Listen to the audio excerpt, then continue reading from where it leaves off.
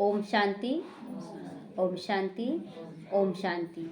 तो ब्रह्मा बाबा का दूसरा कदम है, जिन्हें हर ब्रह्मावत्स को फॉलो कर समान बनना है, सभी को फॉलो करना। जो भी बताया जा रहा है बाबा का कदम, उसको एक्यूरेट पालन करना है। तो क्या है, हर ईश्वरीय कायदे पर चलना है और चलाना भी है।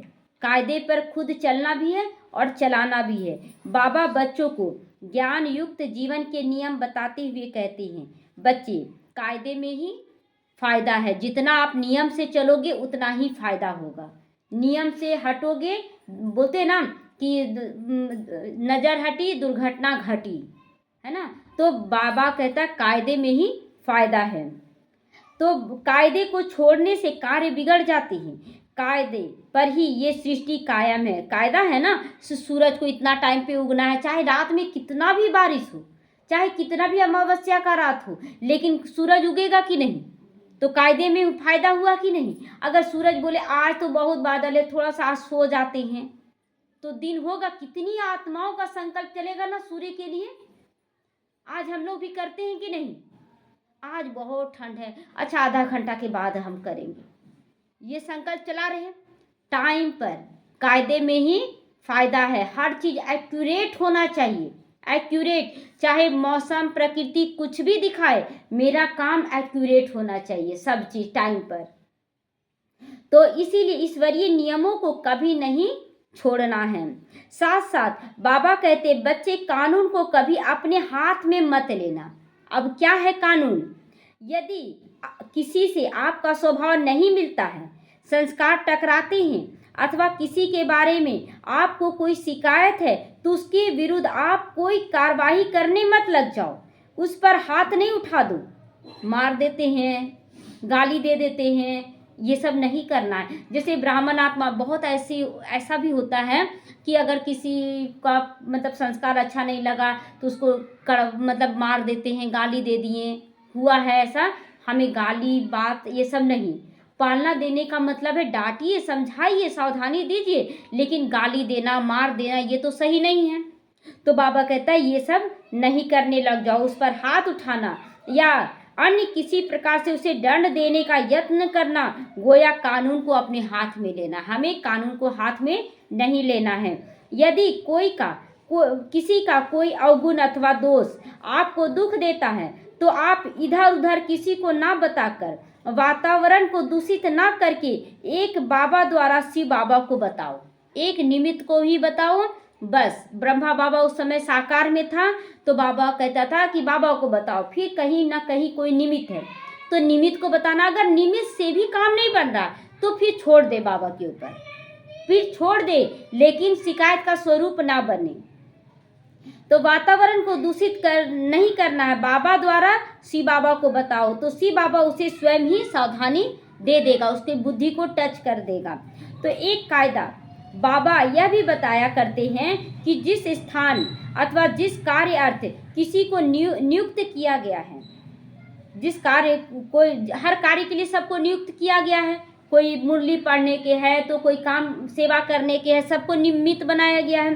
तो बाबा कह रहा है कि जिस स्थान पर अथवा जिस कार्य अर्थ किसी को नियुक्त किया गया है, तो उस समय हर एक को चाहिए कि उसे सम्मान और सहयोग दो। उसे सम्मान भी देना, ये सहयोग देना, ये बाबा का रिगार्ड होगा। अगर हम नहीं देते हैं तो ये बाबा के नियम का डिसरिगार्ड होगा।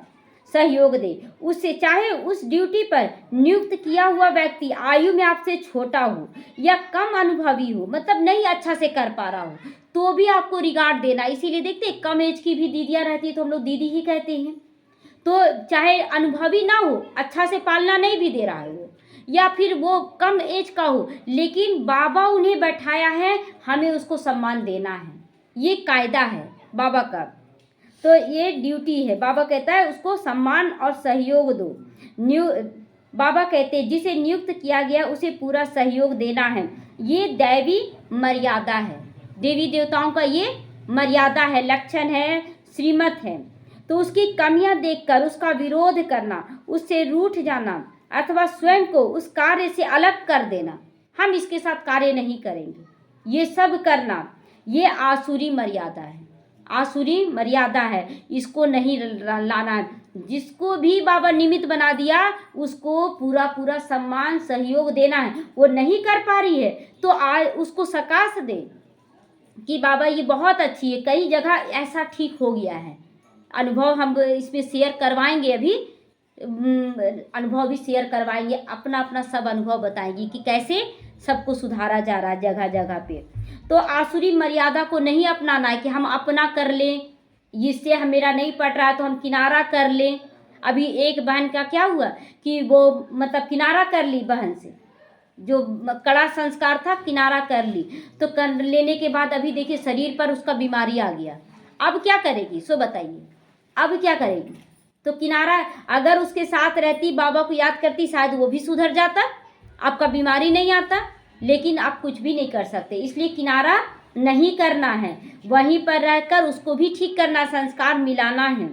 तो बाबा कहते हैं यदि किसी में कोई कमी है तो उस कमी को भरो, आप उस कमी को आप भरो, ये नहीं कि छोड़कर ही किनारा कर लो, ये कायदा नहीं है। तो वैसे बच्चे क्या खुद को नीचे गिरा देते हैं। तो बाबा कहता है उस कमी को भरना आपका काम है। किसका काम है?